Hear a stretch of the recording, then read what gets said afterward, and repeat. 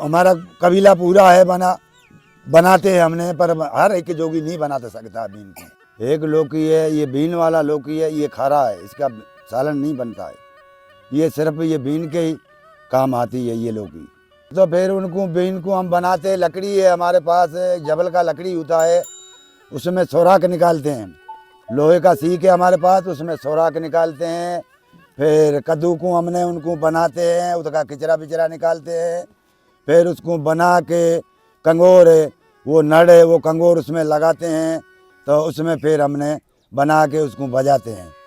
तो एक तो बीन है जो कैलाशी कल में बजता है, उसका तो एक ही माना 8 अंग होता है। उनमें 8 अंग वाला बीन में एक बच्चा होता है, वो कंगोर, वो माना बजता है। 2 बच्चे वाली है नर मादी, उसमें एक नर है एक मादी है।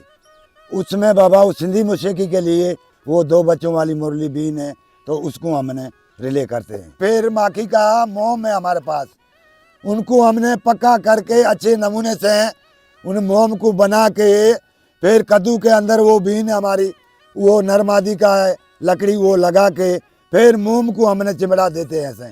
वो मोम ऐसा माना बस लग गया तो फिर खुलेगा नहीं, कितना ही वजन हो जाएगा हमारा हार श्रृंगार बीन पे करेगा तो भी वो खुलेगा नहीं। मुंह में माखी का उनको बना के हमने उनको कद्दू को काबू करते हैं।